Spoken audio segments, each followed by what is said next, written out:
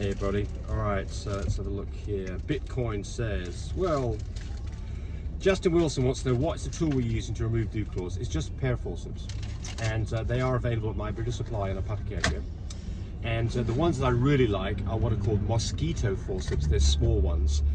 And some of them have a curved end, which is nice, not necessary, but the small ones with a small end is what you want, because you can really get underneath that dew claw, so when you clamp down it pops up, as opposed to one that's fairly broad. You want one that's narrow at the end.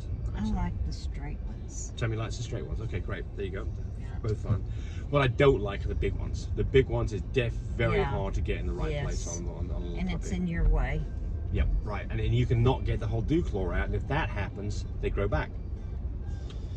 Bitcoin says, my 10-week-old female puppy is always wet behind her back leg fur. Is this normal? She's running in the backyard, never imprisoned. She's been wetting herself since 5 weeks old. So, yes. So, I mean, you call this incontinence.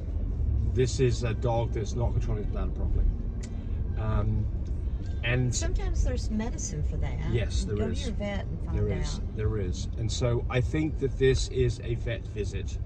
There can be an anatomical reason for this, but I think that I don't know the solution to it because I've never come across it. But I know that it's something that happens, and I think there are some things that can be done to either alleviate it or make it better. So this is a vet visit. So I wish I could tell you more about that. Maybe other people with the experience will chime in on that.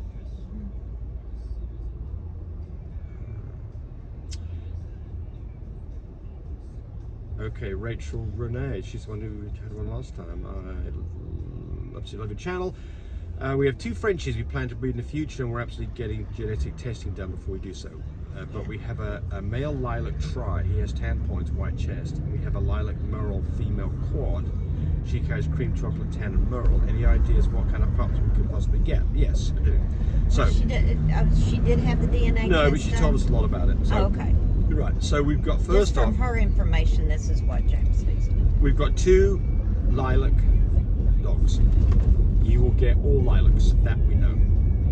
Now, with the white chest, that makes you think that there's pied present. If both dogs have got pied present, then 1/4 of them would be pied lilacs. So that's a possibility. And then you're kind of a little bit confused on what you're saying here, because you say we have a lilac tri, has tan points, white chest.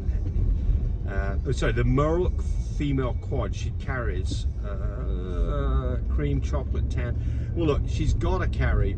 She is chocolate because she's a merle. Sometimes she is tan when they because say she's tribe, you think, is that brindle? Well, sometimes it's a trindle. Yeah, right. Well, if she's a trindle, which is how we talk about brindle being present, then half the puppies will be lilac brindles. Right. So, since this dog carries cream, if the other dog carries cream, then you get 1/4 of the dogs will be platinums. So that's a possibility too. Otherwise, some of them will be cream But carriers. when she gets her DNA back, yeah, you'd know, right? But basically, I think you're going to get lilacs. You might get lilac and tans. You might get platinums. But you definitely, at the very least, get lilacs out of this.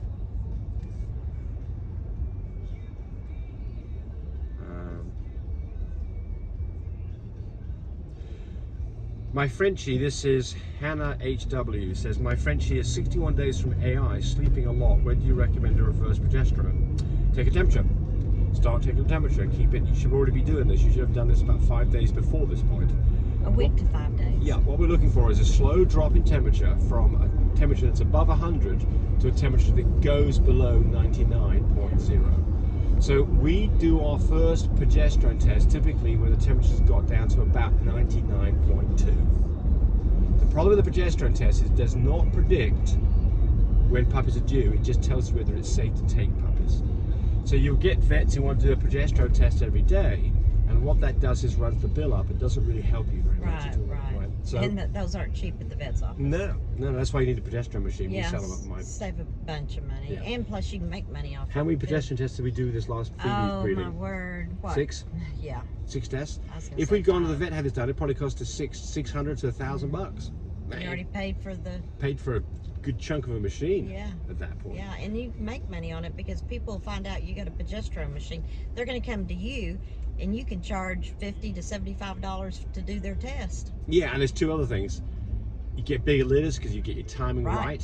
and you don't lose litters because you get your whelping timing right. So, you know, and we sell those on mybreedersupply.com. Yes. So reverse progesterone, temperature. But take that temperature check 7 to 5 days before first breeding due date, and once it drops to 99, you do it 1 time a day when it's 100.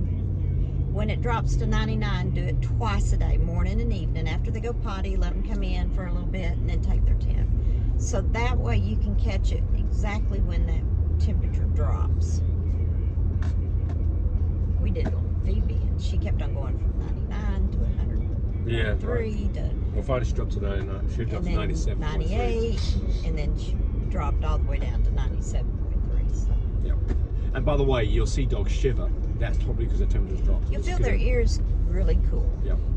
Yeah. Matthew Buckland says, we're a small breeder in the UK. Our main priority is health and dealing with breathing problems that is plaguing this beautiful breed.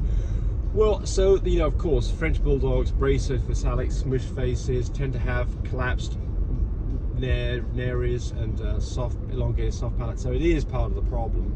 What can you do about it?